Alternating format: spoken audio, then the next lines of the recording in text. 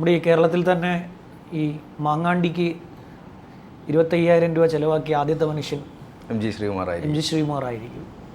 അദ്ദേഹം പറയുന്നത് ശരിയാണെങ്കിൽ കാര്യമായിട്ട് അദ്ദേഹം പറയുന്നത് ഈ ബോൾഗാട്ടിയിലാണല്ലോ, ബോൾഗാട്ടിക്ക് അടുത്താണ് അദ്ദേഹത്തിൻ്റെ ഈ കായലോരത്താണ് വീട്, അദ്ദേഹത്തിൻ്റെ വസതി ഉള്ളത്. അവിടെ മിക്കവാറും എല്ലാ സെലിബ്രിറ്റീസിൻ്റെയും വീട്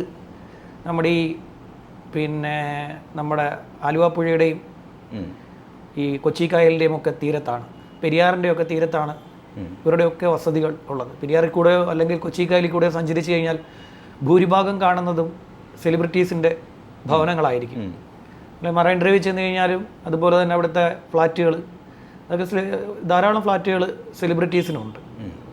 അപ്പോൾ അതിൽ ഒന്നാണ് ഈ പറയുന്ന പോലെ ബോൾഗാട്ടിക്ക് അടുത്തുള്ള എം ജി ശ്രീകുമാറിൻ്റെ വസതി. അവിടെ മുറ്റത്തൊരു മാവുണ്ട്, അത് ശരിയാണ്, അങ്ങനൊരു മാവുണ്ട്. ആ മാവിൽ നിന്നും മാങ്ങ വീണത് ഇപ്പോൾ ഈ മാമ്പഴക്കാലമാണല്ലോ, അത് പേപ്പറിൽ പൊതിഞ്ഞ് എറിഞ്ഞു എന്നാണ് അദ്ദേഹം പറയുന്നത്.